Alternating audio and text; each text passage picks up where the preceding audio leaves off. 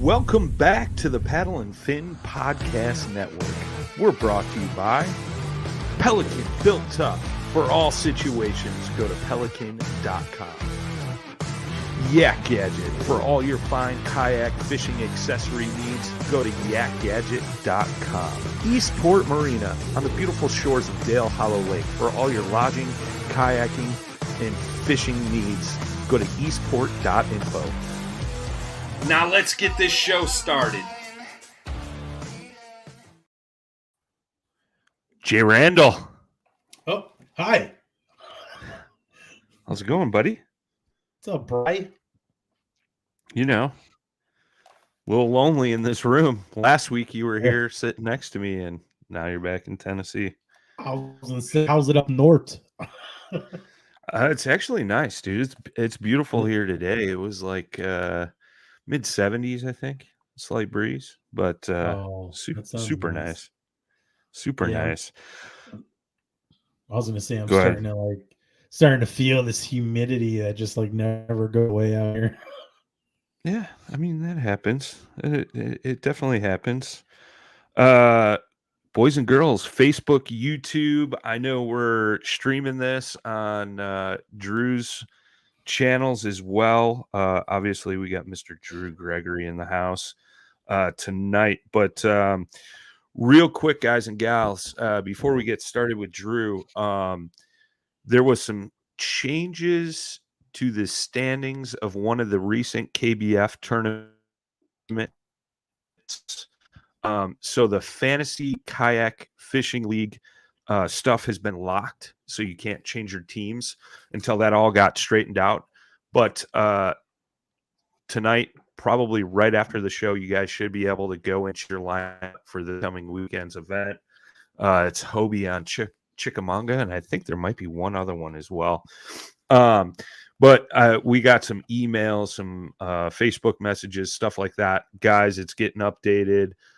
Should be open tonight to change this, your team players for the Fantasy Kayak Fishing event. It wasn't on our end. It was from one of the KBF events, the Laurel River one. So that's all going to get updated. And second quarter just ended, so we're going to have a fantasy show coming up here probably next week to get all those updates out and all that good stuff. So just wanted to throw that out there for you guys and gals. I know everybody's itching to get their lineup set for the fantasy teams. We got Chris Slifka in the house. What's up, everyone? Joshua Tatum in the house. Are you talking about the Shoalie tonight? I mean, you kind of have to, right? We don't have to. We can just pretend it doesn't exist. I mean, let's get some input on that. Are we talking about the Shoalie tonight, Mr. Gregory? Well, I mean, if we're talking about the Shoalie, we need to talk about it with the capital S Shoalie. So this is going to be the capital S Shoalie. If it's lowercase, you're talking about the fish. If it's capital, it's the kayak. So there we go, Josh. You didn't capitalize it, so I don't know. You want to talk about the fish or what? So that's the definitive between the fish and the boat. I see. All right. Let's get that out of the way. Well, I mean, that's a good place to start, right? Like, I've been thinking about this, and I don't want to take away from what the guys on the Final Cast did. That episode aired this morning on the podcast platforms, our Facebook or YouTube. Drew sat down, really went through all the details of the boat, and obviously we're going to talk about some of that tonight for sure. But the name of the boat, right? Like, you're a river guy, right? Your first signature boat was the Coosa after the Coosa River. Now you went to the Shoalie, which is after the fish. What was the reasoning behind that? Well, I don't know, man. I guess I just sat down and thought about it's like naming a kayak is very hard. You know what I mean? It's like naming a child, man. It really is. Like, it's going to be with them forever. It's going to, in some ways, dictate who they become. So to me, it was like, how do I describe this unique fishing watercraft? What's up, Mark? Shout out to Mark. Lives right near me here and runs our fantasy league for before there was the fantasy league for the kayak anglers or whatever, or MLF fantasy league. So shout out to Mark. But sure. But anyway, the name is just tricky because you want it to be catchy. You want it to describe the boat as good as possible. And to me, I knew I was designing something that was very out of the box and unique. And fortunately for me, James Durbecker, the owner of Crescent, was, which, I mean, that's kind of why I'm there, right? Director of fishing for the company. So he kind of trusted me to let me do something unique and special. So I thought, well, what could be a special and unique, name? And, that fish has just always been with me since it's what really struck a chord with me about fishing rivers and kind of got me into this and got me hooked, I should say, really. And I owe a lot to that fish. Honestly, there's no telling what I could be doing in life or where I could be if it wasn't for that special fish and growing up in Georgia there where I did. And so it's very unique in its characteristics and the way it behaves and acts and the waters it lives in. It's Micropterus cataractae, which is cataractae embossed inside the front tank well, which is pretty cool, which is fish of the waterfall. So it's just got a lot of unique things about it, right? And I thought, well, this is like a perfect like synergy and symmetry, if you will, symbolism to name it, because I feel like the boat is unique in its own way. You know what I mean? In a lot of ways, like the fish. So that's kind of where that came from, and it was catchy, and that's something I'll give credit to James. He fought back with me a little bit. I wanted to name it the shoal bass, actually shoal bass, and he liked shoaly. I thought shoaly sounded a little, I don't know, but now that we've named it the shoaly, I'm glad he pushed back on that one and really went for shoaly instead, because it's a better name in my opinion than shoal bass. Looking back on it, I'd have to agree, man. It's short, simple, straight to the point, right? Shoal bass, a little long, but, yeah, it's a clever name, man. It's catchy, and who doesn't want to go catch shoal bass? I continue to hear about them. Some of my buddies down in Georgia, they keep saying, "When you coming through, bro?" Like, I thought you wanted to do this, so exactly. I'm and excited. The coolest. Go ahead. I'm just excited to actually hopefully make it down there right before ICAST. So that'd be cool. Get your first shoaly. That's a tough time of year to catch them, but they're still easy enough to catch. You know what I mean? You'll get one. You're not going to catch 30 or 40 in a day probably, but you'll definitely catch one. And the coolest part is I was able to. I had an idea. I said, well, this fish has done so much for me, and this is a nice tribute to name a kayak after the fish, but I wanted to do more. And that's where I came up with this idea. I said, hey, James, what do you think about giving some of our, this is hard conversation to have with the owner of a company. Hey, what do you think about giving some of our profits back to the fish? You know what I mean? To the Flint River Keeper this first year, and different organizations that, basically help take care of their habitat, restoration and preventative measures, like a lot of river keepers there. They file a lot of lawsuits on our behalf, folks that actually don't live on the river and folks that live on the river, both of us, everybody really. So I thought it was a cool thing to do. And he was like, yeah, I think that might be cool. And now that we've done that, we announced that we're giving money, part of the proceeds. Hopefully we'll give a nice size check at the end of the year to the Flint River Keeper.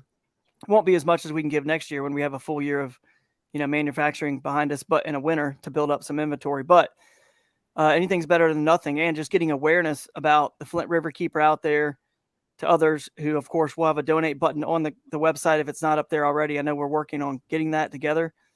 I just wanted to make sure I did something so different with this boat and even start a trend, hopefully, in the industry to, with the kayak and the paddle sports, to give back in some way with every purchase, not just, take everything, but give back some, because we can't do this without them and without the fish, right? And the beautiful rivers and lakes and waterways. So I thought it was a nice touch there. I agree, man. When I saw the walkthrough video and you guys had kind of talked about that, man, and I was like, how cool is that? Super awesome. I love buying from companies that do that type of stuff. Like I buy Obo's hiking shoes, and they plant a tree for every pair of shoes you buy. Like that's their way of giving back and, helping people enjoy the outdoors, I guess. And, there's I did a podcast with these guys, these bracelets, Umbilico. They make these bracelets out of recycled fishing nets, And what's cool is when you buy one, you could donate. And what made me think of it is the organization you're talking about is one of the ones you could send your money to. They take a portion of their profits and send it to them, man. That's cool. Super cool, man. It's an incentive to buy a product and feel good about it and give back at the same time. That's very cool. Hey, I'm looking at the comments here. I see a lot of awesome folks out there watching tonight. And if you guys are showing up, some of you guys are showing up as Facebook user, and we don't see your name, but someone says congrats Drew on the new yak. Somebody else says, what's up, fellas? If you can, you got to go in. What is it? Jay, Brian, you guys know you got to allow StreamYard to access or do something. That may be it. I'm not 100% sure. I know like this streams to some of our groups, and for some reason when it's on a group page versus the actual Paddle and Fin page, it comes up that way. Yeah, if you go on to like Paddle and Fin, you can actually see their actual names coming through. Okay. Or like any of the feeds, but not the StreamYard for whatever not our reason. Stream. So our stream, we can't see everybody. All right. So someone says it's Nick. So Nicholas Beltran. So there you Nicholas go. Beltran. But anyway. We were just talking about that in a group chat or a private message. He's like, I don't know what it is, man. Every time I come in, it's his Facebook user. But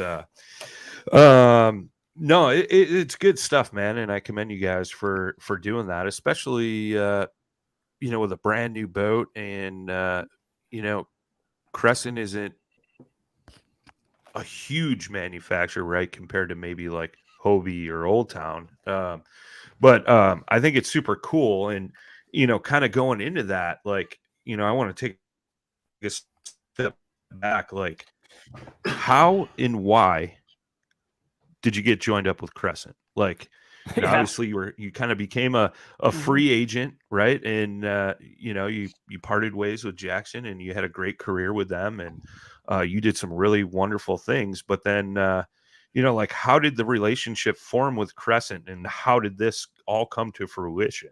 Yeah, for sure. So I mean, you guys remember the COVID year was crazy. Companies didn't know what was going to happen with their futures, and a lot of companies were already hitting some tough times, especially in, early in this, like for the kayak industry, the cash flow is not good all winter long. And COVID, of course, hit in March, where you still aren't really getting kayaks quite out there yet and getting them sold, or at least if you give terms to your dealers, they might take some kayaks in March or February. They're not paying yet. Anyway, times were tough everywhere at Jackson, everywhere. We didn't know what the future held. And so, unfortunately, Jackson had to make some cuts. They had to furlough some folks.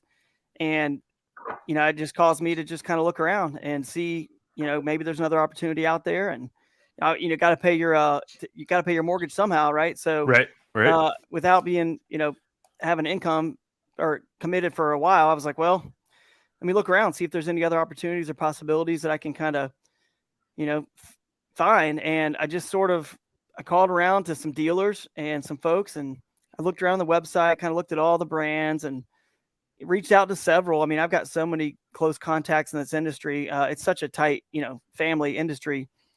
And there's a lot of folks out there. I won't say their names, but they helped me out so much. And I talked to a lot of the brands and the companies. And honestly, it was just a God thing that the fit it just worked with Crescent. I mean, they were sort of, like you said, they were up and coming. They were starting, I think, with the dealers especially, and this sort of just organic, like, I don't know, this culture that they developed, it was already kind of like really coming to a head. Yeah, so I could kind of see the potential in that brand and that company. And the more I learned, and I joked around on one of the podcasts, one of the ones I did, I don't remember which one, but by the way, like you said, go back and watch the one, if you really want to get on this boat hardcore, the one with Matt and Brad over there. That's the final cast. Yep. Right. That one was awesome. If you guys want to go back and listen to that. But anyway, I did a lot of digging on the company, Crescent Company, and James Durbecker. So he's the owner 100%. So it really is a family-owned company, and it's him. It's not like split between a lot of in the family. It's him, and that's it, and his family. So that was really cool. And they were just kind of the molding experience that he has. He grew up with a rotomolding family, So if you can imagine, just you know, you see a lot of folks out there. I don't know if it's an actor or an athlete or somebody, you know, that you look at their kids and you're like, you know, who was that? Steve Irwin, remember A he passed crocodile away, guy? the crocodile. Yeah. Yeah. His son, my wife showed me an Instagram thing of his son, and he sounds just like him. He's grabbing animals. It's like, you know, he's pretty much just the apple doesn't fall far from the tree, right? Yep. And so when you grow up in a rotomolding background like James did, like people don't understand how hard it is to rotomold a good product. It's not like it's not as easy as it looks. Like, No. because I mean, consumers, I know you guys out there listening have probably seen, you know, things happen with your kayaks, and some stuff naturally is just going to happen. And it's hard to tell it's going to happen until the use of a consumer for a year or two, right? But with the proper forethought and someone with the experience of rotomolding like James, I saw that potential in my head. I was like, ding, ding, ding. That's the part I'm lacking, right? And they got great, you know, platforms already for fishing, but they're not like the Shoaly. You know what I mean? They're not this specialized fishing line, which is kind of the line that I'm designing, right? So that's what we call it. That's what the FS stands for on the Shoaly SF, whatever, specialized fishing.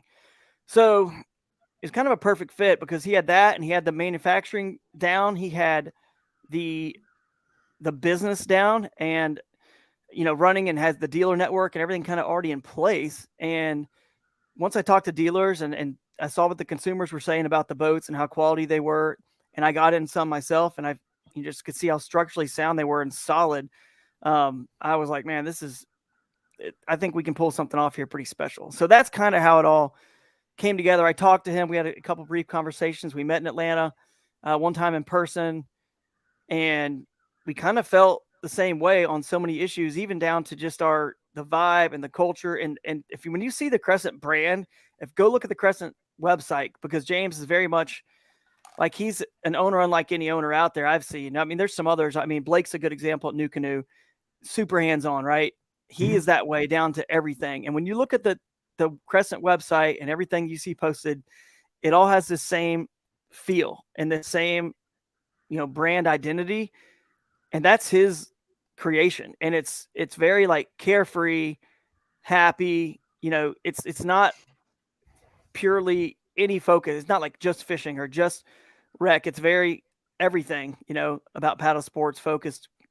So anyway, yeah, you can see it right there. It's just very fun. It's family friendly, family oriented. The color palettes, everything there, it just works. He has a really good eye for that design. And our marketing director, Justin, does a great job along with them now to just really make this thing pop into our sort of culture and vibe. And it's sort of grown into something that's gaining a lot of steam and momentum with folks out there. We have an owners group that's growing tremendously every day. And here's what's cool. It's a Crescent owners group on Facebook. And this is crazy, guys.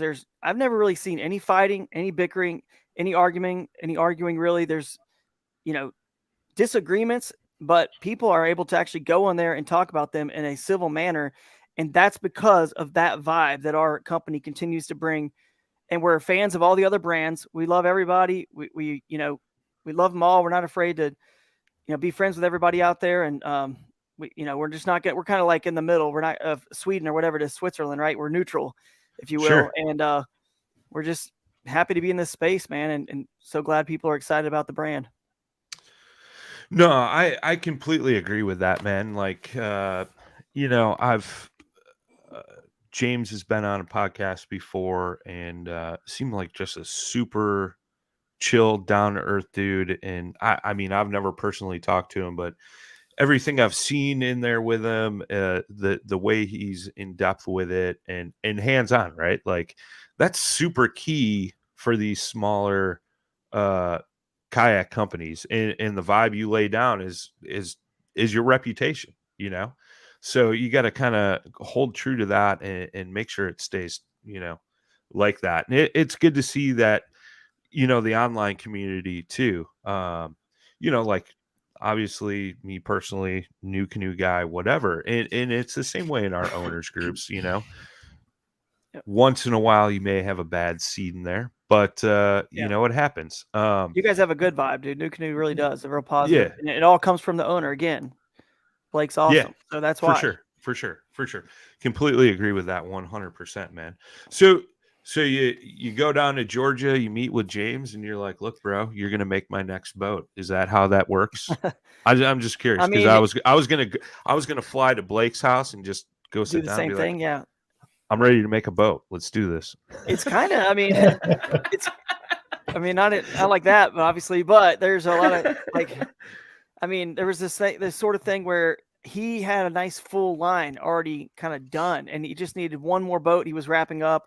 It was the CK1 that ended up coming out, and then it was kind of like, hey, I feel like my line's pretty filled out, and where do I go next? This was a logical next step, and so it just kind of worked out, man. It was just kind of a match made in heaven. I'm from Georgia, and so what's beautiful now that I live in Northeast Ohio here in Kent, Ohio area, in between Cleveland and Akron, is, my in-laws are up here. My wife's from here originally, and that's how I ended up from the south up north, which is kind of odd for, most fishermen, right? They don't go south to north, they go opposite. But what's great is I still get to visit my family when I'm down there. I get to be in the state, that I grew up in, and it's just a perfect match, right? That the shoal bass is down there as well. So it's just a nice little fit, man. Nice little reason to get down there. So it's worked out really well, and no complaints here. I was a little bit, I think he and I both were like, how is this going to work? The design process is challenging.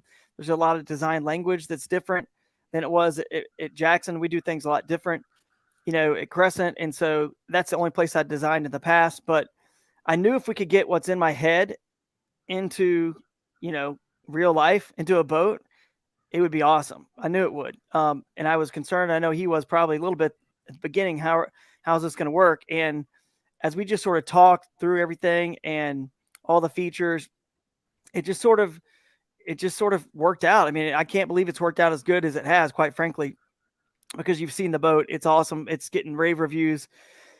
So proud of everyone at the whole, all the Crescent family and team at the factory that's worked so hard to make this possible. But it's just been an incredible experience. And now I'm super excited because now that we've done one together, and it was challenging, but not that tough. I think we've got our design language down.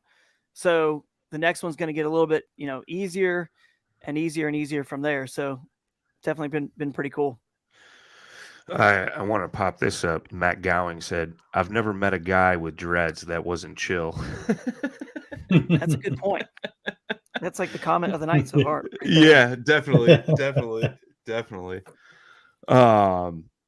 Mark Bradford's in the chat, says, I love my shoalie. Congrats, Drew.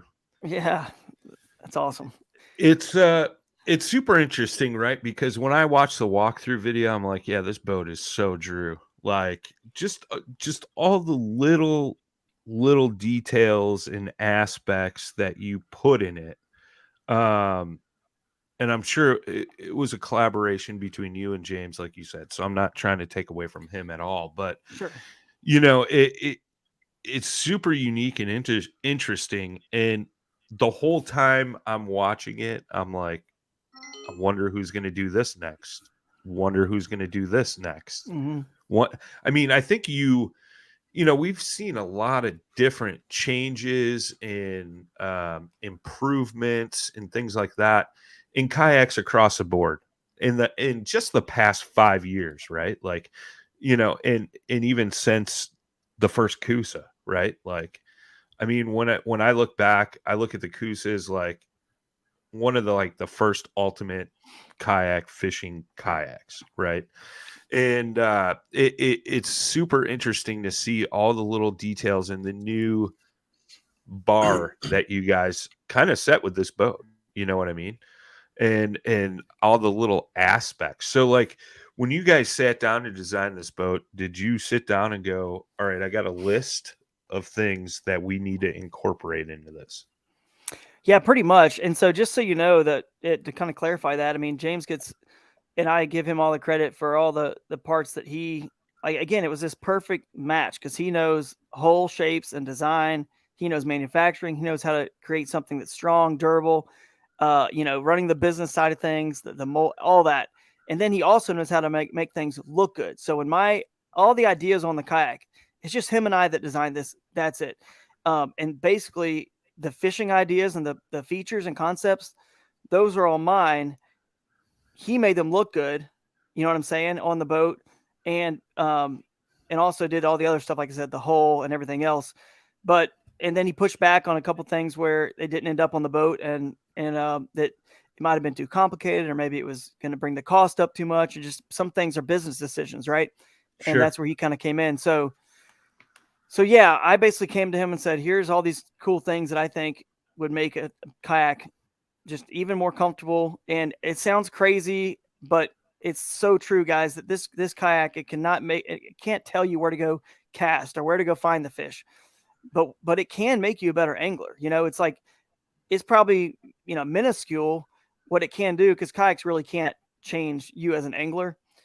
But the part where they can is if you actually listen, I don't know if you have yet, but the one with Brad and Matt, the final cast, there's features that aren't even on the walkthrough video that we couldn't even get to, like the little hook sharpener recess and the line cutters recess and little things like that on the boat. There's several actually little hidden features we couldn't get to on the walkthrough and keep it kind of short, real short like we wanted to, or short enough. I guess it was 20 minutes already. So, but what it can do is you can, if you're more comfortable out there, you're more confident, right? So you can be more comfortable, and that's going to make you happier, more confident. The little things like the hook sharpening stone, the line cutters, the catchboard recess, so you're not moving a catchboard around. So just think about it. If you moved your catchboard and it bumped your kayak and it made a noise, you may not know this, but you might have spooked a fish, and you didn't. And then that next cast you made, you didn't catch that fish. That sounds crazy and far-fetched, I know, but you add that up. But what about how many times you probably should have sharpened your hook, but you didn't even think about a hook sharpener because you're not maybe at that level of your, I don't know what the word is, you know what I mean? Like you're fishing, you're not a seasoned veteran where you've realized and lost enough fish with a dull hook point to where you bring one and keep it in your life jacket or something. But the fact that that's there, if it's right there, and then you can go on, pretty soon we'll have those hook sharpeners for sale at crescentkayaks.com in our store. But and you sharpen your hook, and it allows the hook to penetrate through it and hook one more fish, even if it's one more fish out of every 10 trips. It's one more fish, and then you didn't spook the fish from the catchboard because it stays right there. Or the hole is properly made and maneuverable enough where you didn't hit that log and flip over. You just missed it by 2 inches because that hole was maneuverable enough to get the job done, to get you to avoid the obstacle and get away. Instead of cleaning up a yard sale on the river, the lake, or whatever, you're making more casts, catching more fish. And I use this analogy a lot about how at some point Olympic swimmers, shaved all their hair on their bodies to gain like 0.003 seconds. Jay just does that for fun. I just wanted to throw that out there. Just not my face. Just not my face. Like I get a lot of drag on my face. A lot of drag, huh? Yeah. I think my growth might have a little bit to do with that too. Sorry, I had to throw that in there. No, that's good. That's good stuff. But you get the point. I mean, it can make you a better angler in those ways, and it can make your life more comfortable and just more enjoyable in the water. And even fishing that first tournament on Lewis Smith Lake that I happened to just win. It was so fun. I mean, forget the fact that I designed the boat. I was just out there and I was like, this is so freaking fun, man. Like my catchboard's right here. I'm just putting the fish there. Boom. My hook sharpener's here.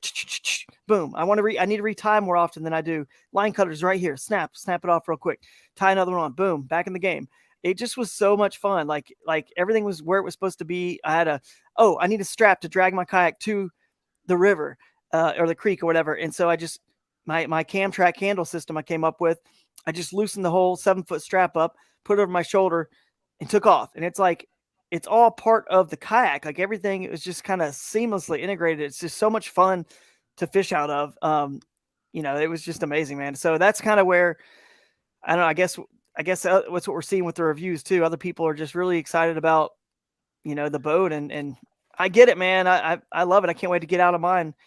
Here this just weekend, all the little details that went into it are just cool, man. It was, like I said, when I watched that walkthrough video, and you guys basically started at the front, and I saw the handle and the cam strap, and I was like, that's freaking genius. That's super cool.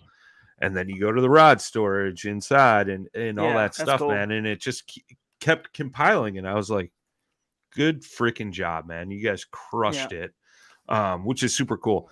We got a great question in the chat, and I'm interested to hear your take on this. So Josh Bauer says, what are the best improvements of the Shoalie from the original Coosa? I mean, the original Coosa needed to be redone anyway. It was a 2010 project. We were completed in the late 2010. So, I mean, the whole deck, think about it. 2010 gear tracks weren't even integrated into kayaks, right? So that tells you how far behind, or not behind, but how much really that, technology has changed since then. Sure. So the biggest improvements probably were, like maybe integrating that anchor wizard, or, putting the gear tracks, obviously updating the top side of the deck just to get it current. I mean, the Coosa hole is still one of the best holes out there, like period. It's amazing for the river and moving water. It's a great hole. I mean, it's awesome. So I don't know if anything really needed to be done to the hole, but it's just the deck, the deck of that. And that's sort of, and we talk a lot about rivers, but the cool thing about the Shoalie is it's kind of, to me, the most surprising thing I've seen from the public and all the reviews, which I wasn't expecting. Because we designed it, I wanted to make sure it's the Shoalie, named after a river bass. I'm a river guy. We wanted a good river boat. Crescent's got a ton of good flat water products already.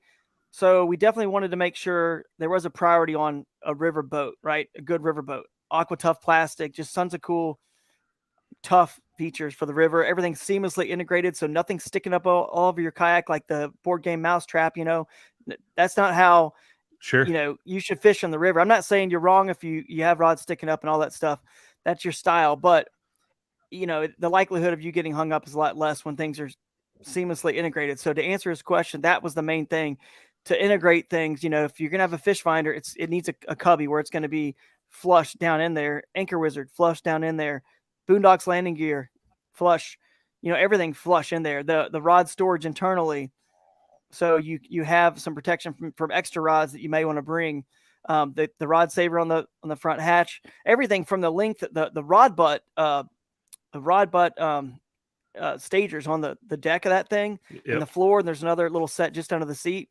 When you're in big waves, flat water or river, it prevents them from sliding around. And of course, if your rods slide around on the deck, their tips are also sliding around, colliding, getting hung up. So I definitely needed a lot of cool features like that for to be a good river boat, and to kind of update some things that, the original Coosa and the Coosa HD, technology just, wasn't there yet. So, but I was surprised and just shocked at how many people did say, though, that it was a good flat water boat. They were like, man, this is amazing. This tracks really well.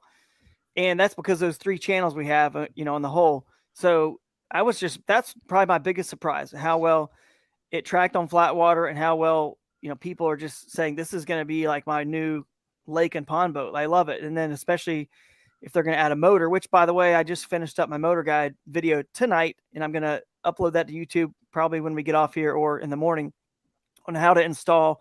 That's one of the biggest questions I've been getting, how to install that XI quick release bracket on the bow with that gear track.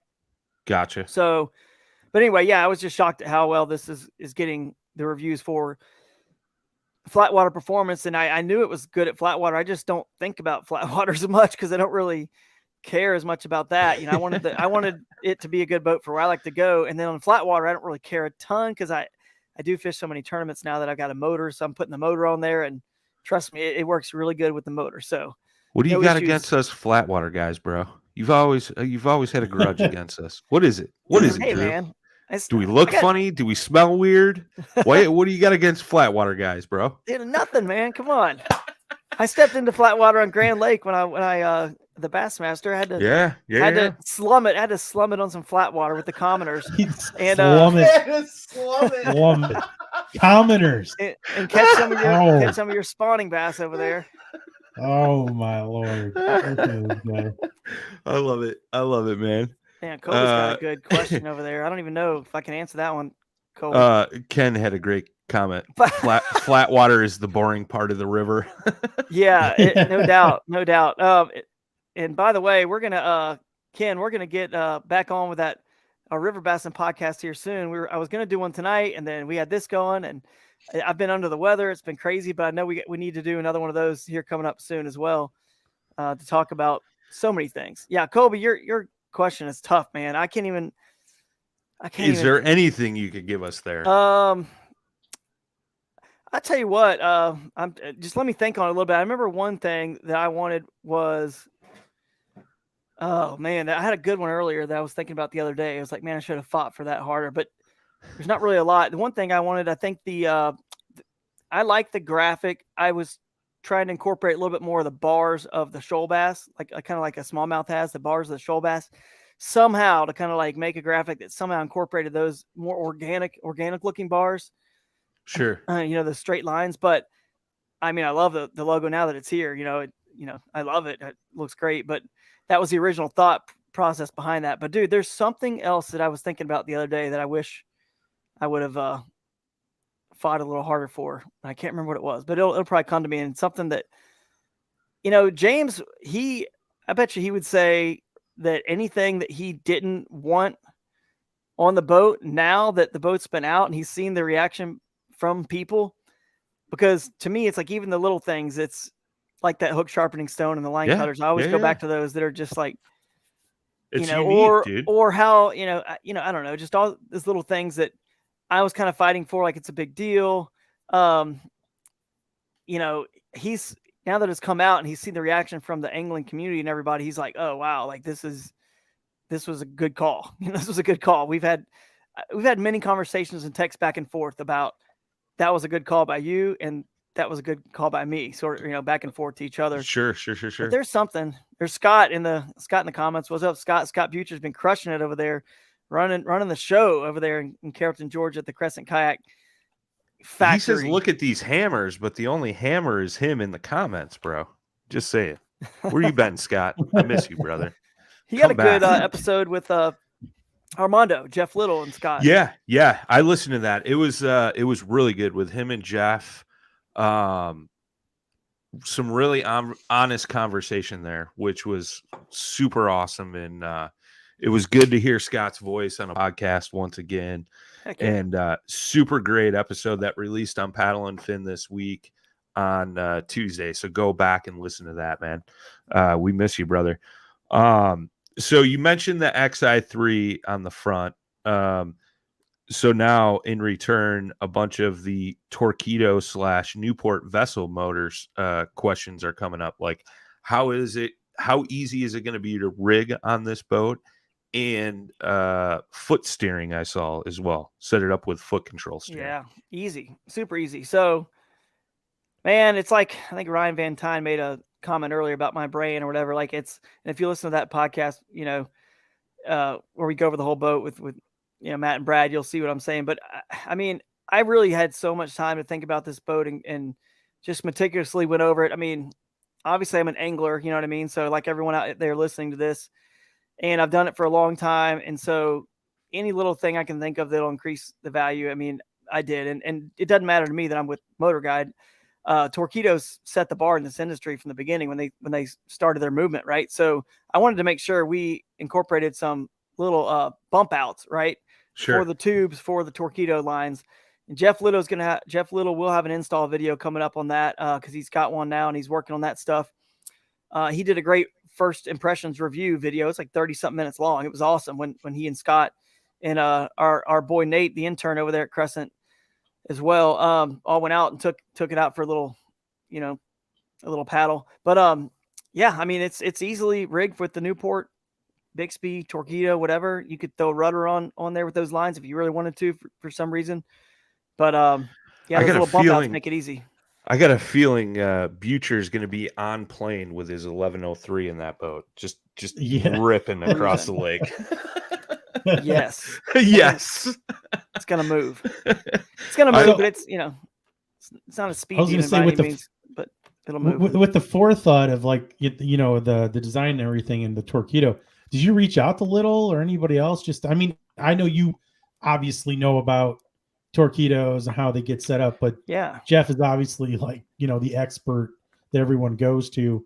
Yeah. I mean, so did you reach out to him I or did. anybody just to kind of get Yeah, an I idea? did, man. I reached out to, I've been fortunate to do this a long time, a lot of years. I know so many people in the fishing industry and the kayak paddle sports, obviously, but I reached out to a lot of people. I mean, to incorporate their products and make sure we got those products sent, we got the dimensions, we got everything accurate. Jeff was a really good source. He had some really good input, not just on, hey, we need this for the torpedo, just, overall, layout and the balance, the weight, that center point and all that for, the purposes of the torpedo, for example. And so, yeah, he had some good stuff to say, and I reached out, and he's very helpful as always. Another legend of the river. I mean, you're obviously a legend of the river as well, my man, but like, He is. you look back like in the young history and that of kayak fishing, and that's something that they talked about briefly in that episode with Armando earlier in the week was, what Jeff's been river kayak fishing for 20 years or something like that, which is crazy when you think about it. I'm glad he doesn't fish tournaments, man. I'll say that right now. I'm on the record. I'm just so glad Jeff's just doing his thing, doesn't want to get into tournaments, because he'd be a hammer. Watch out. That sounds like a challenge right there. I'm just saying. He's done them before, and he's performed very well. So I know he can do it. It's just, obviously it's not what he wants to do, and he's happy doing his thing. And you can see how happy he is. He's going across the whole country. He makes great. The YouTube channel is awesome. Yeah. The little stuff and his reels and everything he's doing on social media. He's obviously having a really good time and very happy. So, if you're happy, Jeff, you might as well just stay happy. Just keep doing that stuff. Don't worry about stay away from the tournaments. Stay there. I think Jeff should go for like a rebranding. We should call him like Locks Little. I mean, I've watched that dude's hair grow for remember his hair was like super short, and then all of a sudden you're like, what? Like this dude's like growing his hair like that's his shoulders, Locks Little. Locks Little. I think that would, he's definitely got Locks Little versus Drew Gregory. Locks Little. There you go. Challenge is on. I like it. It's super cool, man. Like, just again, man, all the details that have been put into it. So let's run through some of these. We'll go from front to back, and we'll just do brief ones. We don't have to go into super depth. That you guys could go listen to the final cast for like the super in-depth stuff. And if you want to pull up the website, you can even and look at some of those pictures and scroll down. It's there. Yep. Yeah, and it's man, that final cast was like an hour and 50 minutes. And it was almost 2 hours. It takes a long time to go over all the features, but it sounds crazy, but it's still such a simple kayak, really. It's like, it's weird. It's like super simple, but a lot of the features are molded into the boat and integrated. So, I don't know how to explain it. I don't know how it takes that long, but there's a lot of stuff, but there's not a lot. I don't know. Not too much, I should say. You want this picture, or is there? There's a bunch of down below there. You get into the actual, I believe, if you keep going down. You could just play the video and there we talk go. over. Yeah, so there's like, oh man, there's all kinds of rod management systems like you see here, starting with the Rod Saver. So I reached out to Rod Saver. They obviously are the guys who started the movement on the deck of bass boats with the Velcro that when the guys crank up the outboard, obviously Velcro your rods down on the deck and just go. I wanted that there to obviously you see there in the shot, you got one of them outside the Rod Saver, one of them inside, but really the main purpose for me with that is just to, let's say your rods are in those grooves there, and your rod staging grooves on that front hatch, and you come up to some white water or something, you can strap them down real quick. But my main thing really is once I leave the river or the lake or whatever, then I just throw that on top of the rods. They're all right there. I put them there, and then I just throw the kayak in the back of the truck and go. They just ride like that, just like they would on a bass boat. And then I throw it in my garage or wherever, and then next time I want to go fishing, throw it right back, back and forth. It's easy. There's not a lot of moving stuff in, moving stuff out. They have a home where they can live. So that's pretty cool. Then you can see there's the one over there. It's Yeah, it's that one on the top right, actually, right now. It's a rod. It's actually a Yak Attack padlock paddle holder, which has kind of been reimagined in my mind to be what we're calling the rod holster. So you can pull a rod out. It's basically a taco style. It looks like a taco, taco style paddle holder. But obviously, a paddle is basically the same width as a rod butt, same width as a net. So it's kind of been reimagined and repurposed and angled at a very low angle backwards. Again, making it really good for not just rivers, but anyone who's in a kayak. I feel like you should be taking advantage of the kayak and going underneath dock cables and underneath trees on the bank, getting different cast angles that bass boats can't, right? To take advantage of what you're in, a kayak. So that's cool. You can zoom in. Nice. So that right there is angled back real low, and there's a bungee that can secure them down, but really the compression of the taco shape will hold it in. And so you can just pop it out real quick. And then,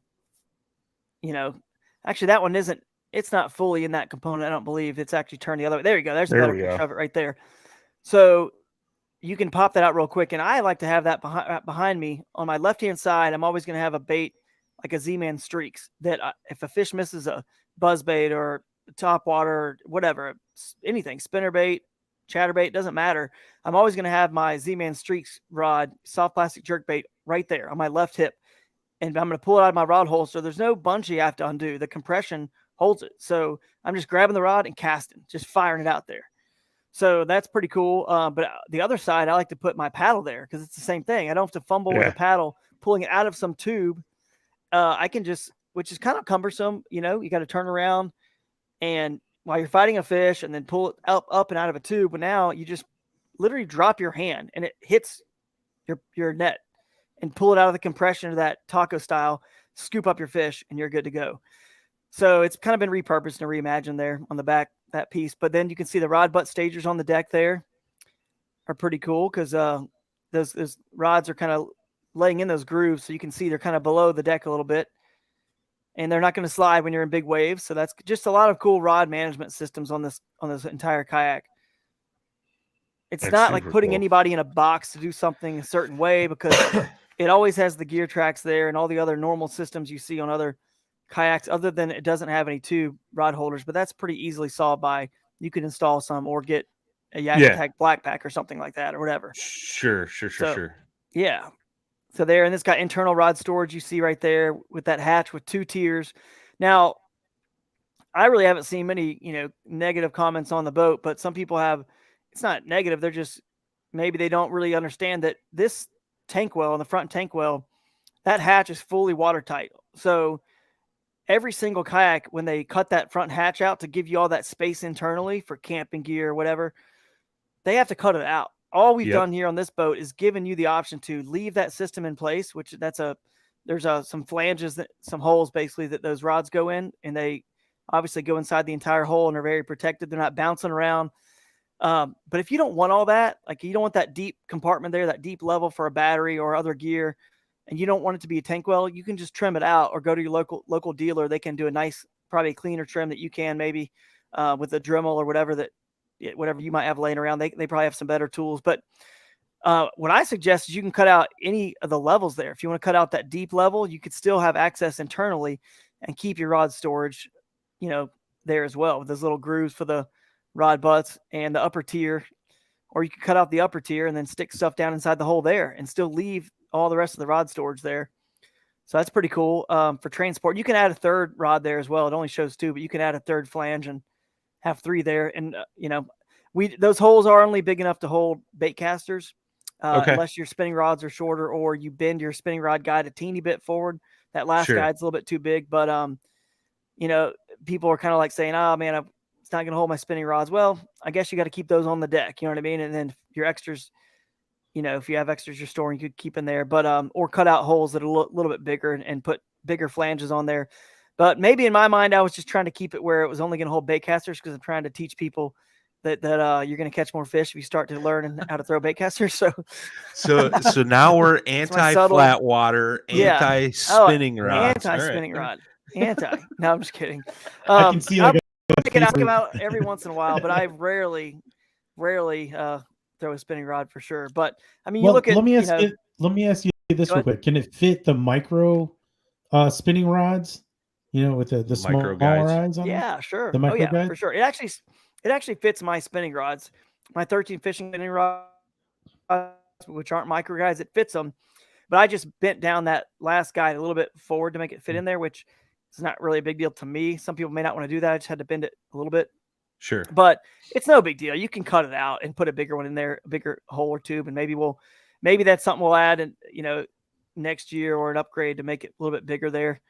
But it's not a big deal, and it's something that's not. The good news is that's not something that's part of the mold itself. That's something we can still change. So that's a good super thing. Cool, man. Yeah, super cool. The problem would be like, oh man, this boat tracks. Like if the hole didn't do something right, or if it, you know what I mean. Like I don't know if your feet didn't reach the foot pegs, or I don't know, things like that have to do with the actual mold. That would be a problem. But things like this, that's easy. You can still solve those. That's right. So all you flat water commoner spinning reel people, you're okay as long as you bend a couple things on your rod. Don't worry. Yeah. That's Drew said that. Drew said that. Yeah. Right. If you break a guide, guide, call Drew. That's right. There you go. Drew's got your use that first guide. All kidding aside, totally get it. For real. The spinning rod, I pick it up when I have to, but my whole goal is to because I want to cover water and power fish. My whole goal is to find fish somewhere in a lake or river. I don't have to pick up the spinning rod, because the truth is, most pros out there, they are catching most of the fish on bait casters. You got more power. You can horse them in. As far as tournament guys go, you see more pros using bait casters than anything else, and there's a reason for that. You know what I mean? It's not like just happenstance. They've all figured out that the best way to catch bass and the techniques they're using are better suited for bait casters. And again, spinning rods for certain techniques they're definitely necessary. I'm not saying that they're not, but if you haven't learned how to throw a bait caster, I highly recommend it. It's going to make you a much better angler for all your heavier baits, heavier lures where you need heavier line and stuff like that, and power. I like it, man. I like it. Molded in innovation. Moving on. Yes, we've got places on the side of the seat for your Plano boxes there. You've got so molded in, cut out there. You got the catchboard recess, which comes with a standard crescent pad kit there. So I got to ask you this. It has the inches on it. Yeah. I got to ask you this. How much did Duke pay you to put that in there? Duke didn't have to do anything, buddy. I know. I mean, I'm just kidding. Hey, I got to give Duke a hard time when I can. You should owe us some money here, some back pay. Yeah. But the cool thing was he was always willing to help out with anything, and he loved the idea. He actually is one of the guys that saw the very first prototype of this thing. I remember you called me when you were over there. Yeah, I did. I think I was heading over to La Crosse last year, and was going right through that area. So I took it to him so he could see it. And yeah, obviously, he loved it. What's not to love if you're a guy that's making catch boards, right? And there's a recess for your product right in this boat. So I have a feeling Duke will maybe even make some other cool stuff that could even go in that recess just for this boat. Who knows? But nice. That'd be cool to see something like that. I'd like to see a flush pad kit. That pad kit's recessed there, and it's so that when your catch board's in there, it's quiet and it's kind of flush. Excuse me. Kind of been under the weather, so I'm going to be fighting a cough. And I thought it was super cool that you guys put in the inch marks too, because like me personally, half the time when I'm just going out fishing for fun, I'm not bringing a catch board with me, right? Like what's the reason for lugging it around if I don't absolutely need it? And this is nice too, because now you could kind of be like, all right, well, I caught a couple 18s today when you're talking to your buddy or whatever it may be. Exactly. I thought that was super cool that you guys incorporated that into the deck pad. Oh yeah. You know what? What was that question? Who had that question earlier about something I was kind of like wanting and I didn't get, right? This is the perfect example. Here we go. I finally found one. All right. I wanted, and I'm sure this could be something we end up changing. I wanted somewhere on that sidewall or on the pad kit that you see right above the catch board, there's a pad kit. Maybe later you'll see a picture of it if you scroll down, and it says just SF, the words SF, right, for specialized fishing. I really wanted something that said right here. Shoalie. It's like when people are taking pictures of right there it says SF. I really wanted something that had the Crescent logo or had the word Shoalie, the model, to be in those pictures of their catchboard fish, right? And all we have is SF right now. And James is holding true to the way all the other Crescents are done, because in that same exact spot on the pad kit, you see the UL for ultralight or the LT for light tackle, right? So he kind of kept it true to form. I was really wanting the Crescent logo or the word Shoalie somewhere, either on the wall with a molded in graphic or something cool like that there. But, maybe that's still something we could always tweak and adjust. But anyway, it looks cool. We have the graphic on the board, but if you put a fish there, then you don't see the Crescent logo. Sure. Anyway, that's one little thing. It was so minor. Yeah, but that's right where the fish goes. It'd be covered up there. Yeah, maybe. And I haven't been watching I was going to say, maybe you guys offer a deck pad, like alternate deck pads that can be on the boats. Yeah, for sure. We actually have been throwing around, doing another pad kit, because there's areas of this boat that I would like to see pad kitted.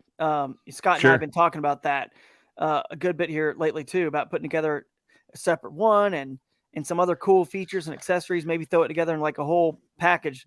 So we'll share some more details about that once we get it together. But there's other spots that I would like to see silence. But the key is this: you don't want to make the price of the boat go up for everybody, and the more pad kit you get into, the more the price goes up. And some people may or may not want every little teeny spot silenced or padded. I wasn't watching the comments because I was scrolling through, zooming in on photos, and Butcher's over here taking shots at me and saying I'm not catching any fish. Take everything back that I said nice about you about 5 minutes ago. Just saying. We can still block people, right? Yeah, Future, you're Scott's over there saying he's over there saying the kayak's been out 9 days. He says, "Give us a minute to get some accessories together." It's very true. We are very swamped at the factory. Like I said, I'm under the weather. The reason I'm under the weather is because I went straight from winning this tournament to releasing this kayak to all my family there, driving back home. And dude, I had to mow the grass. I had to triple mow this grass to get it cut down low enough. I mean, it's crazy. My house was just crazy. So anyway, but then all the media and all the stuff that's kind of happened from the positive, feedback on the Shoalie, it's been, a little bit, unexpected, quite frankly. I thought it was a cool boat, but how cool it was is kind of worn off on me because I've known about it for, a year or more since I designed the thing. So it's been a little nuts, and it just definitely has gotten me. I was sick for 3-4 days, not non-COVID, thankfully, but I'm finally getting a little bit of voice back. But anyway, the factory is in the same situation. It's been chaos over there. So huge shout out to everybody at Crescent who's working so hard. They've put in overtime hours. They don't get enough credit. And I'll always, since I kind of am the one that fortunately gets to be a voice for the kayak and the company, and people see my face a lot, but I always want to make sure I shout out the folks at the factory, because they are doing such a good job, working so hard. And we don't have a boat without those folks. And Scott leads a great group of folks over there. And and we could talk about all the folks, in customer service, and Jeremy's just killing it. Neil, our guy there, is amazing. Jamie, just the whole crew. So I just want to say thanks to them. I know James and I get a lot of the attention on this stuff, and I'll always get more, but I always want to make a point to do that, because it matters a lot to those folks that they know how important they are to us, and we're nothing without them. Heck yeah, man. Heck yeah. Yeah, a lot of people don't realize like how many people behind the scenes are actually turning the gears and making things come out, Yeah, for sure. Definitely. I love the extra deck pad kit, man. I know that's like something New Canoe offers, and it's cool to have that option, man, especially for some of those areas like you're talking about throwing extra padding on. To me, I love it because it deadens the sound. You drop something, kick something, all that stuff, man. It just makes it a quieter deck overall, no matter what the boat is. Oh, for sure, man. Trey Johnson says, "Drew, you look tired." I'm not saying that to be a whatever, but you look exhausted. He's right, man. He is. I've been whipped. My wife's been killing it too, just doing so much with the kids and everything. Just been so amazing as I've had to. I wouldn't wouldn't tell her this, but I guess you'll hear it on the podcast. But I mean, on the drive home, I wasn't texting and driving, but I was voice texting back to a lot of the comments, that I saw people asking, because the questions started firing off fast. Boondocks and Anchor Wizard and all the integrated products, they started getting calls immediately looking like, when are y'all going to have the product out for the Shoalie? When are you going to have when is this special kit coming out? And so I was responding to a lot of comments and questions on video and whatnot in our owners group, because it obviously it's like a piece of me, this thing. So I take a lot of personal responsibility and having to get back to answer to set the record straight before some, incorrect narrative gets out there. It's kind of like, like the narrative about the front tank well. It's like, hey, if you want camping gear and your whole inside of your kayak, cut the whole thing out. Right. We're just giving you that option, because if we cut it out beforehand, if the people that want the tank well, which I think is probably the majority, not an overwhelming majority, it might be like 75-25 or whatever, 60-40, but I think most people would want the tank well. Then cut it out.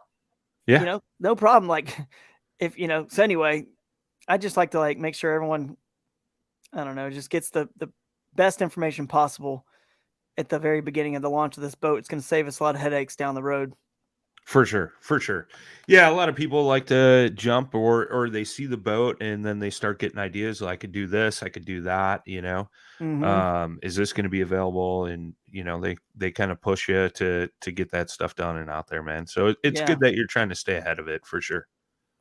Yeah, man. What else is next here? High-low seat. We have a new seat. It doesn't look different, but it's a 2-inch, I think 2 or 2.5 inch thick foam on that seat.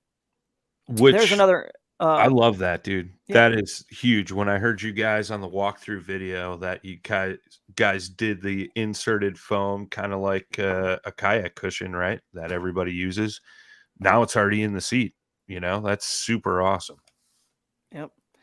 And then obviously high-low seating there. And then you can see those rod staging grooves right there on the forward-facing seat picture. There's some grooves that go underneath the seat that you can get your rods a little bit further back. So you've got rod butt staging grooves right there. Yep.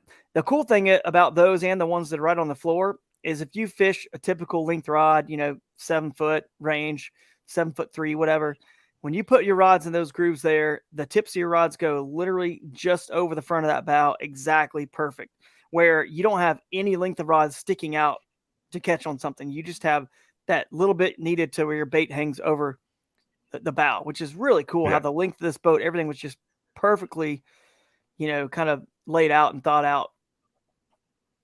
Super cool. So there's the iPhone notches. These are the notches you were talking about, right? Those are your rod staging grooves. Yep, exactly. Yep. And when you put them in those other little rod butt stagers under the seat, I mean, your rods go and lay perfectly flush on there. You could swipe your hand across the top of that and never feel any of your rods. So it's pretty cool. And then when you put the rod saver on top of it to secure them to drive or going down rapids or whatever, or just rough weather and water, then for sure they're going to hold. But yeah, that's the iPhone holder there. It's something pretty cool. I could see the future of the sport being live streaming. And obviously we like to take selfies out there on the water to send our buddies. So that is a perfect little spot to hold dry phone.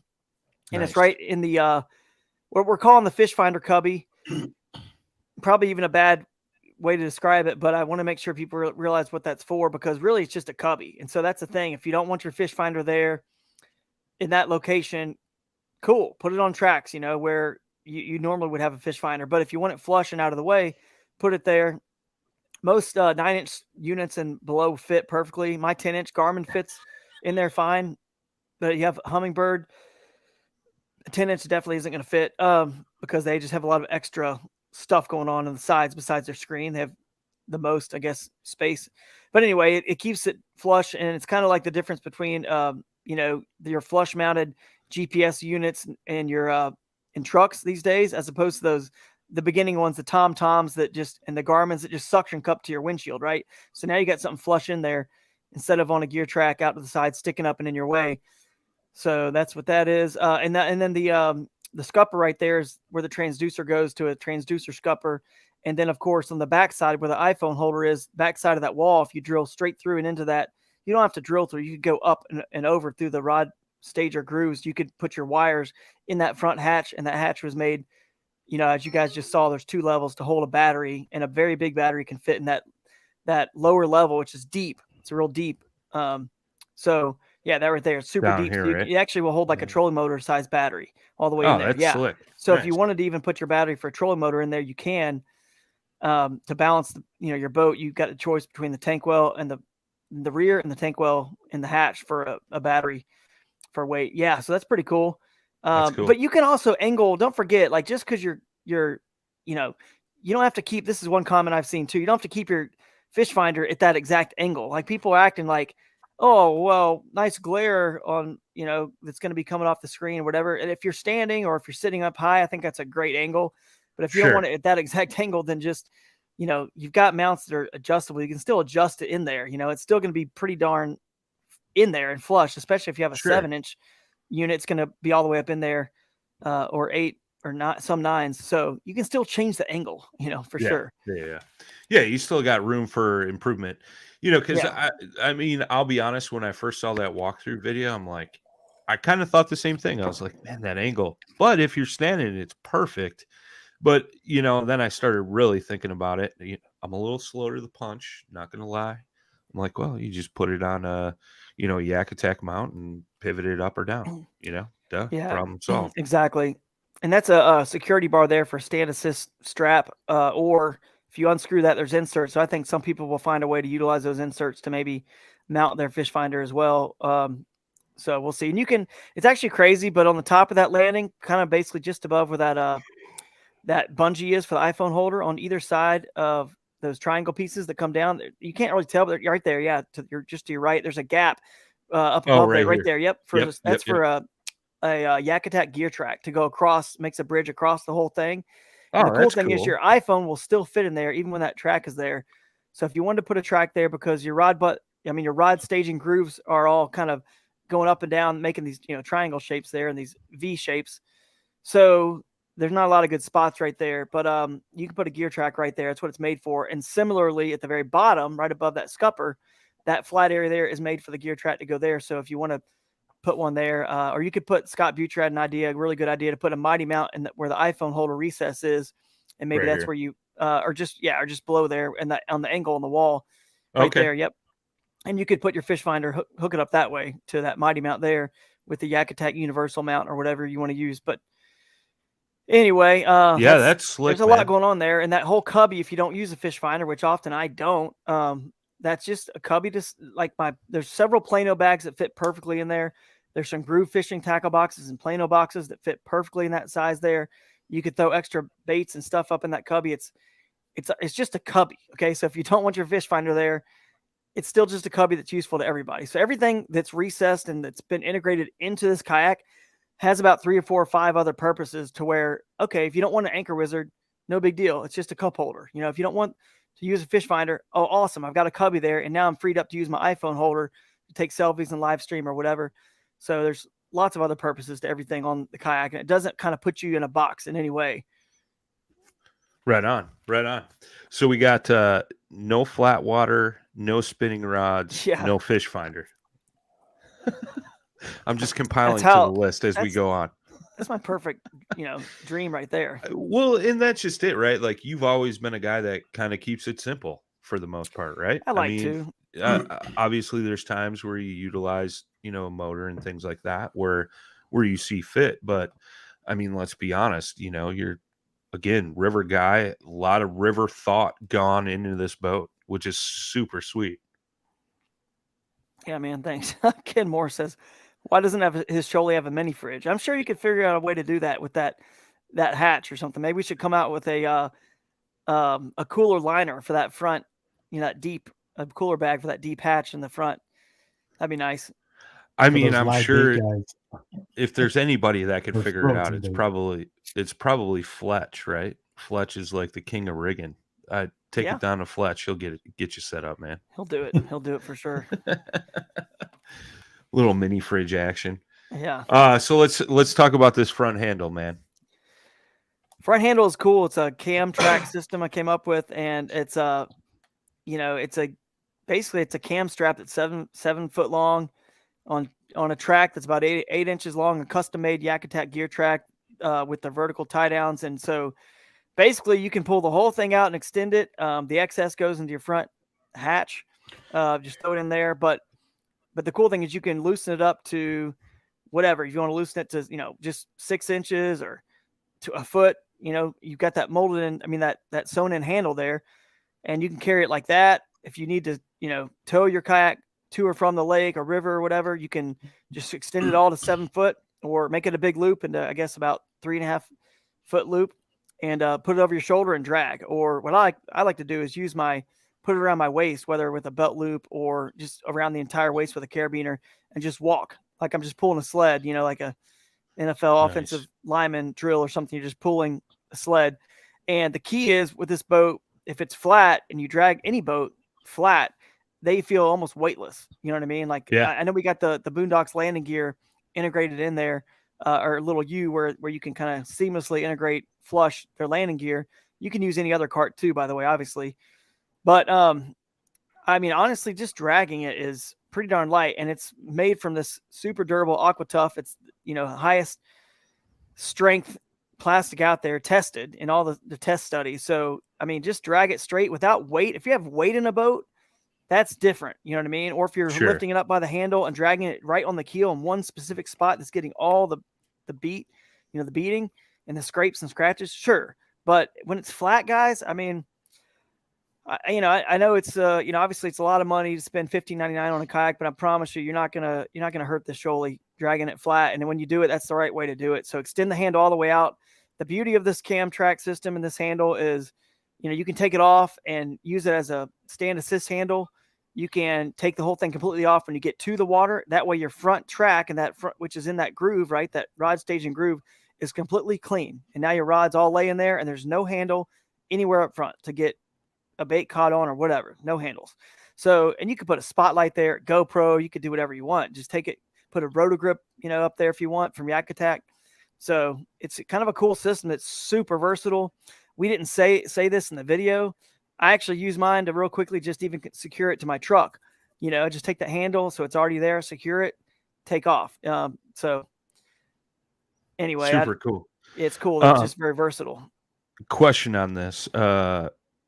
Ryan Van Tyne's asking, what is the exact length of the drag rope? When I drag weight, I like to pull my yak up next to me, grab a pick, switch rods from pulling his yak. Well, it's perfect. It's like 7 foot long. So the cool thing is you can pull all that slack out and make it one single strand, right? That's 7 foot. It might be even a little bit longer than that. A little longer than 7. I'm not sure. It's about 7. I'm not sure what we finally ended up on, but we made sure that it was, if you make it into a loop, Ryan, and you put it over your shoulder, then it's going to be dragging flat on the ground. It's not going to be, unless you're just crazy tall, maybe it would lift up a little bit, but it depends on what you want to do. So if you take it 7 foot all the way out, what you want to do, Ryan, is drill a hole in the very end of your cam strap, the very end that's going to go through the buckle. If you drill a hole in that, then you now have a hole there for a carabiner. So I put a carabiner, on my belt loop or my shorts, or you could, and now if you wrap it around your waist, you're taking up a lot of that slack. Now your whole length's getting shorter. So if you want it shorter, you want your kayak closer to you, that's cool. If you want it to be a full, 7 feet away from you, basically, then you just have to carabiner that carabiner to a belt loop or something like that. And then it's 7 feet away, because some people want it a little bit closer. Some people want it further away. If it's too close, when you're waiting, it does start to bump into you and stuff like that. If it's too far away, then you can't grab that handle and grab it for support when you need it. Actually, that's a good tip too. When you're wading in water that's treacherous and slippery, wade by grabbing that handle, right? That front handle of your kayak, grab it, and then hold on to it as you're wading. And then if you ever slip, you can just put pressure on the kayak to catch yourself, so you don't actually slip and fall and hurt yourself. So you do want it close by. But that's a good question. That's slick, dude. I got a question. So as far as that strap goes, what about the people who have to drop in from not so welcoming spots? Does that, will that handle the tension? Is that tough enough up there? Yep. Even if you got stuff in the boat?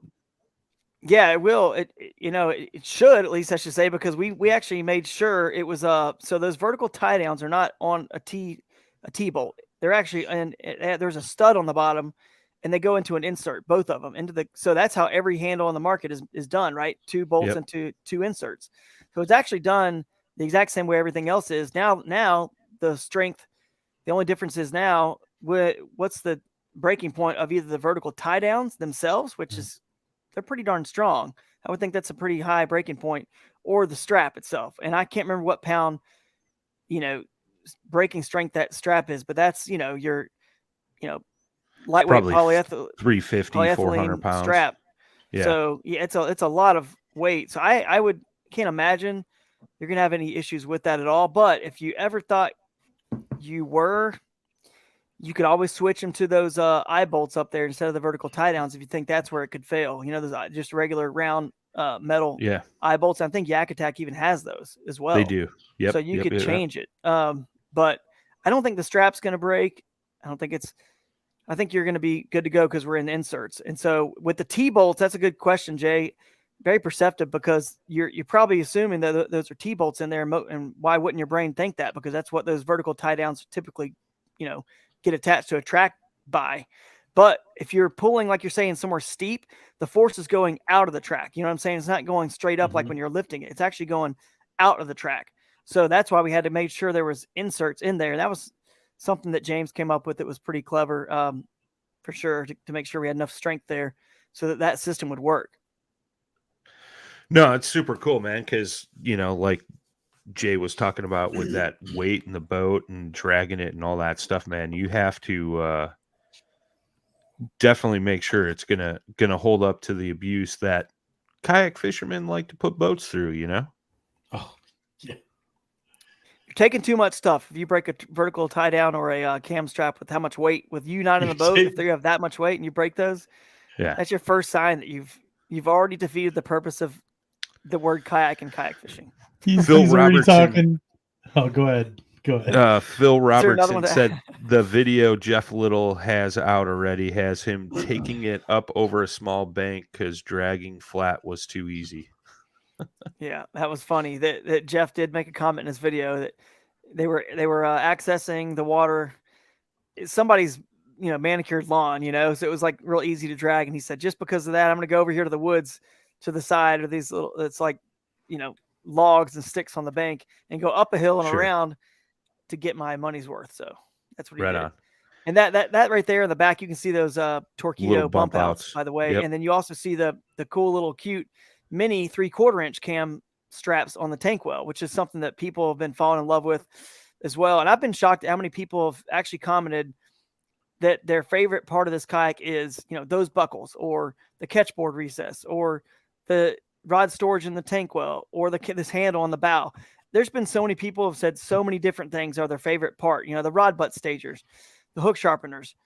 It's been crazy to see how many people have said so many different things. That's what's blown me away, which is what is very exciting. But anyway, the cam straps are one of my favorite things back there in the tank well, because you can now secure things down really tight, because bungees, you have to have the right size item. It's got to fit just right. And now we've actually have 2 security bars on the floor of that tank well on the very bottom. So you actually have complete downward compression, which you'll see on my XI5 motor guide video. I actually posted one already showing how I'm using those to put down force on my battery to hold it back there, because without down force from the actual ground of the tank well, then I don't know if you can see, there's one of them you can see in that picture. Yeah, to the right there, you can see that the very top left, it's hard to see that security bar, but you can see that strap for the seat is connected to it on the top left of that photo. The right where that red back dot here is. Yeah, right there. Yep, that security bar on the floor there, on the very floor. Just go down. Yep. You can barely see that kind of. There was. Yeah, there's probably a better picture of it, but anyway, that's there. It is right there. So you've got one of those on both sides of that tank well, so you can actually have pure downforce. So if you have a small dry bag or something that's not even the height of the tank well, you could, like, I actually cinched down tight a single thin Plano box to the floor there, just to see, like, wow, I can get compression down as well. So, and you can see we embossed American made in that tank well, which is pretty cool. In that picture above there, you can kind of see where that was happening. We also embossed the word Cataracte in that front tank well, which was kind of cool. It's our little love letter to the shoal bass, since that's the fish of the waterfall. That one there says Crescent. But yeah, if you open up that tank well, it's kind of cool. Inside there, it says Cataracte, scientific name for the shoal bass. So that was kind of cool, being able to add that little touch as well. There's a lot going on, man. Yeah, I don't know if you can see it. It's on the top of that, but definitely a lot going on. The Anchor Wizard and Trying to think what else we haven't touched on here. There's Anchor Wizard recess. Let's see. Here we go. Product integrations. Power pole is there. You can easily, the 4-hole pattern is there for you. We don't have inserts there. We have a rear hatch where you can get inside and actually put washers or backing plates and nuts on it. We think that's a little bit more structurally sound, and you're not going to break any inserts or have any potential failures in molding when you do it that way. So, and it's pretty easy. So that's how we did that. But the rod saver, obviously we talked about that. It can be a paddle park as well. So that's cool. We integrated the catchboard slot. We talked about that. We integrated the Boondocks landing gear. And the cool thing, here's a secret. The Boondocks landing gear, that little U shape that the recess where that landing gear goes in flush, it actually has another use. That's actually the perfect spot when you're strapping your kayak down to a trailer, particularly a trailer or the top of a roof rack or whatever. That's the perfect spot. Yeah, that U shape there. Scott Butcher showed me a video the other day where he put it upside down on his trailer, and that groove is the exact shape of his bar, and it fits in there perfectly flush. So it just holds like that. You actually have a couple other grooves. Actually, that cup holder there, you can see, you can't really tell in this picture, but there's a little smaller groove on the other side of the cup holder, which is just out of that photo, a little groove that it looks like it might be for a paddle to sit, but it's actually a little groove for your strap. And that Yak Attack roto grip that comes standard with it as well. There's a groove down right there that is perfect for your straps as well, for the exact spot where they hit when you're in the back of a truck. So some little hidden features like that are pretty cool. And you can see, but that's definitely a cool thing. The roto grips coming with it was very important to me. And the fact that you can move those roto grip paddle holders out and turn them not just perpendicular like they are now, but you can turn them parallel with the boat, which gives you the ability to use it for, again, a million things: a rod, a paddle, a net. You have so many options in the way you really want to fish out of this boat. It's kind of mind boggling. It'll take you a few trips to kind of figure it out. Super cool, man. Super cool. Yeah. And then that's the fish finder. You can see how nice that fish finder looks in there. You can put one of those shaded shields on the top of it too. Sure. And obviously you can reduce that glare. I love that angle. I just love it. It looks really good too. But that's my 10-inch Garmin. So if you have a 10-inch, you can see how nice that looks. And the other ones will actually go completely inside there. Mine, the guts are actually back inside there, but the lip of the outside of that 10-inch unit fits perfectly on the kayak plastic right there. That's super cool, man. So, yeah, pretty cool. Super cool. And then the hull is kind of the last. Yeah, it kind of is. You got this nice flat hull, going to be good for the river, for maneuverability, for water to slide underneath it so you can ferry and go across currents real easy.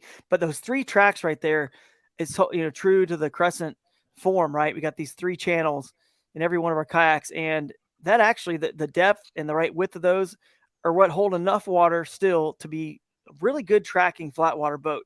That's really what it comes down to. We don't have a lot of, keel sticking down. I didn't want a lot of stuff protruding on the bottom. You can see the transducer scupper there. It's 11 foot we haven't really talked about the specs, but it's 11 foot 10, 77 pounds, all said and done. And we don't have a skid plate. We got the Aqua Tough plastic in there. We're molding extra thick in that spot.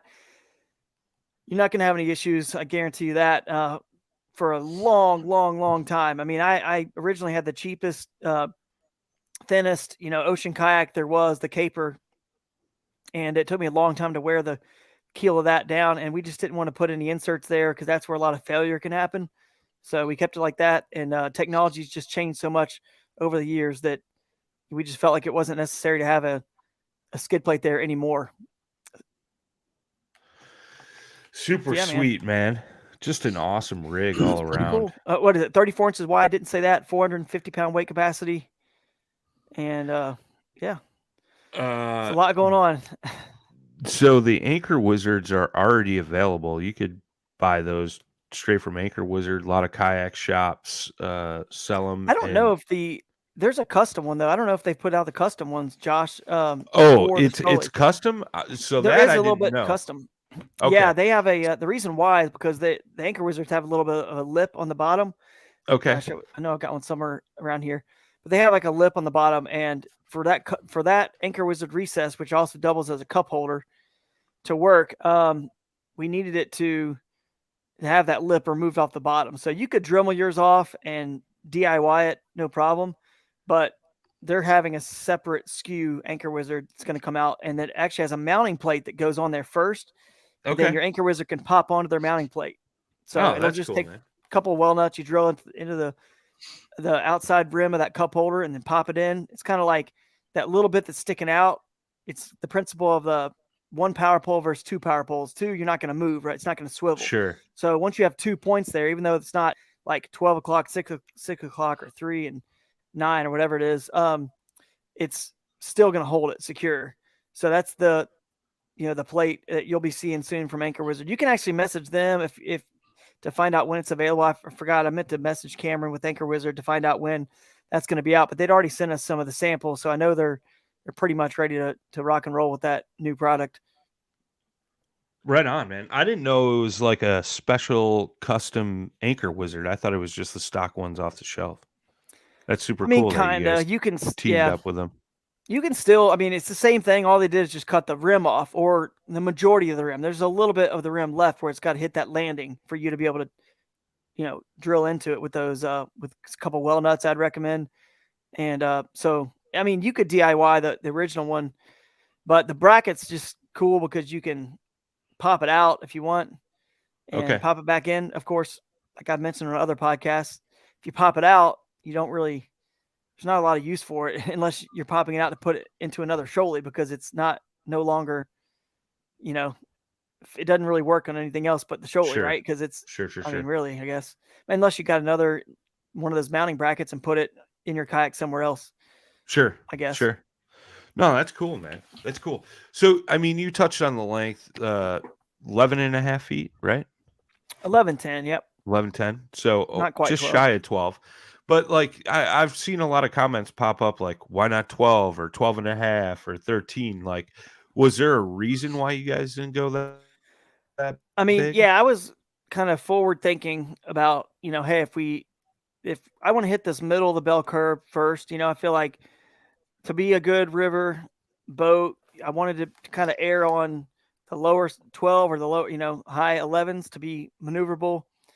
But then if you get too low, it becomes too small. And yeah, it's maneuverable. It's great for rivers and great for little guys like me, which, by the way, this boat's really not designed for someone. It is for someone my size, but if I had my perfect boat, it would not be 11.10. For Drew Gregory, it'd be shorter, but that's neither here nor there. I wanted to make sure we hit the middle of the bell curve, and then also had room to go up and down it whenever, we decide to make another one that might be bigger or smaller or whatever. So if you were at, if you were at 11 foot, going down to 10 is going to be hard to make a adult size kayak at 10 foot. It's just tough to fit a good number of people in a 10-foot kayak, which the ultralight's it's a great boat, but it's the Crescent makes it's 10 foot, but it's, again, we're not going to recommend that to someone who's 6'3" and 6'5", whatever, and 270 pounds or 200. So I wanted to make sure we had room to go down and still have a decent sized kayak if we move down, to hold still a fair number of people without making it where it's only like a little kid's boat, basically, or a youth boat, or a women's boat maybe, or a small guy like me boat, Not a Brian room boat. to go up too. So we're against flat water, no spinning rods. Against Brian. It's like looking at you in a Flint, dude. It looks like your feet are your toes are sticking out past the bow. But it works. It works, right? And it's great for rivers. Yeah. Just like I'm sure this would be great for me in a river too. It's super stable. You can stand up in it, and it's got 450-pound weight capacity. You'd be fine in this thing. It's the first review that went on YouTube is a gentleman who a super nice guy, and from what I'm hearing from Robert Weicker, he's probably one of the harshest critics on kayaks review wise. He's owned about 40, he said in his video, and he is 6'8". I can't remember if he said he was 275 or what. He's 6'8", and he was raving about the Scholey and the weight capacity, the stability, and how it paddled. And he was using it on flat water, and he was super impressed. A lot of the rivers, that's actually a cool thing. It's been like a blessing in disguise that a lot of the first shipments of Scholeys went to an area of the country like Tennessee, where there was a lot of rain, and so all the rivers were blown out. Even Brad Hicks got his, and he's like, "Man, all this rain, I can't even take it out on the river." So a lot of the first reviews are flat water. Sure. And everyone is saying like, "Dude, this thing's paddling great on flat water. It's tracking great, and yet still, maneuvering really well, so they can see how it's going to be great on the rivers too." But this guy took it on flat water is a pretty harsh critic. So I was really impressed to see and just excited to hear how much he loved it. We never imagined a guy that size would have that much comfort in the boat. So he was like, "I got plenty of room. I got a whole another foot peg, adjustment to go." So I'm like, that's cool. Yeah, I'm pretty sure from like past influence designs. I mean, like the Kusa or the Kusa HD. Those are good river boats, but they do well on flat water too. So I would expect nothing less than the Sholey to do well on flat water too. I mean, and plus with all the new, I don't say technology, but all the new stuff that's out, and all the additions, it's going to be, and if a 6'8" guy could fit that thing, holy cow, that's a tall dude. That's really tall. I mean, I expect nothing but great things to come from it. Nah, it's sick, dude. And kudos to you, James, the whole Crescent crew, man. You guys put a ton of work into this, and I mean, really thought it through, man. And like I said earlier, and you and I are friends, but I wasn't, trying to kiss your butt. But I think you guys really set a new bar, new standard for kayaks with just all the small integrations that you guys came up with, dude. That's huge, man. And kudos to you guys for doing that. Like, I appreciate it. It's pretty cool. Matter of fact, the little small things, we didn't even talk about the hook sharpener stone. We don't even have a picture of that yet on the website, but I've got some. I think we're going to get them on there, and the line cutters recesses, those small things. Yeah. And then I appreciate I've gotten so many calls from people and messages from people in the industry that have said the same thing. And you guys know who you are, and thank you so much for calling and saying those nice things. It's been a long time coming, a lot of hard work, a couple years of work to get this all to fruition. So it's not been easy. I know it's easy to see a lot of, I've been fortunate with a lot of success on the tournament trails and past kayak designs. And it seems like this one's going to be a hit too. But man, guys, it's been a long, long road. Life's been challenging. Life's been tough. Having the family and a new little girl, and we all go through, peaks and valleys, and it's been a challenging, trying time. But I feel like it's, my wife and I and the family, we've grown our character. The whole Crescent family, we've kind of grown together, and it's made us all better people in the end, and just happy to be where we are. So I just want to say that because I know a lot of folks out there probably, you might be going through a tough time right now. You might be going through a valley in your life, but there's a time to plant, and there's a time to harvest. That's what the Bible says, and there's no doubt that there was a lot of planting and just kind of cultivating that and just hard work that went into this project, man. So, nothing great comes from just kind of like lucking into it, not hard work. So if you guys are in a position where you're in a downtime, like, plow through it and fight through, guys. And I'm thinking about you because life's not always easy, and this definitely wasn't easy. So just proud that we were able to kind of finally get it out there and you guys can see it and enjoy it and make memories. That's the main thing. Make memories in it with your families, and it'll last a lifetime because we only have so much time on this good earth. So amen to that, dude. Congrats again, brother. It's super cool to see the next phase in your career, and it's already started off with a bang. A lot of talk since this has been released. A lot of excitement. Obviously, we've seen the chat blow up all night long about guys just pumped to get theirs or have gotten theirs and gotten out on the water and things like that. Man, it's awesome to see. And kudos to you, man. Like you said, you've been on a roller coaster ride, and just the past 2 years has been, I know, ups and downs for you, man. And you've kept your head up, kept your nose to the grindstone, and came out on top, brother. So congrats to you, your family, the whole Crescent crew on all their hard work and dedication, dude. It's awesome. Thanks, man. Thanks to Paddle and Fin. You guys are awesome. You guys y'all just continually putting out quality content. I mean, all your hosts are awesome and the shows are amazing. You get great guests. So you guys are crushing it. And I just want to thank you guys for doing what you do. Cause what you've done is a labor of love. It's no one's getting rich. We've talked about this before. No one's really getting rich in this industry. We do it because we love it. So Yeah. thanks to you guys for doing If somebody's getting rich, let me know where my bank account's at because I haven't seen it yet.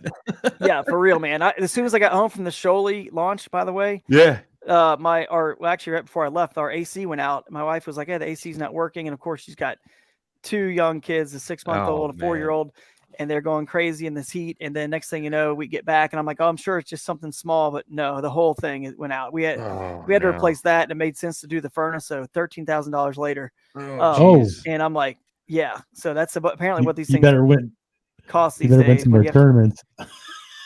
Yeah, I know. No kidding. Right. So, but it's a good timing to finally have this product come out and maybe get some income finally off this project. So, but anyway, instead of ordering one Shoaly, everybody has to order 3. Yeah. Please order more. Here you go. No, it's awesome, man. Like, go ahead, Jay. Go ahead. Thanks for coming on, man. You know, it's cool. I haven't seen you in a long time, so it's you know, it's been a while. I like seeing you doing well out there. It's pretty cool, man. You're kind of cleaning house and, you know, back-to-back champion. I mean, you're doing great, man. I mean, you're out there. Thanks, man. Isn't that crazy? First trip in this kayak at winning the Bassmaster tournament. That's just like divine intervention, man. It's kind of like I remember a guy one time who got attacked by a goose when he was designing another kayak. Yeah, we saw that. So, you're definitely. Anyway. I could see bird watching in your future for sure. Yeah, right. I mean, I don't know. Like, actually, I listened to y'all's last podcast, and I remember Brian, you said something like, "Yeah, that Drew Gregory, he's got some sort of horseshoe, you know, or something." Oh yeah. I don't know, man, but I do feel like there was some divine intervention going on with the launch of these, both the original Kusa and this kayak. Some cool stuff that happened. To win back-to-back now has been awesome. So, and I love the tournament stuff and excited to start. Got a big gap until the next Bassmaster tournament and to finish off the Bassmaster kayak series on Pickwick in October. Big gap.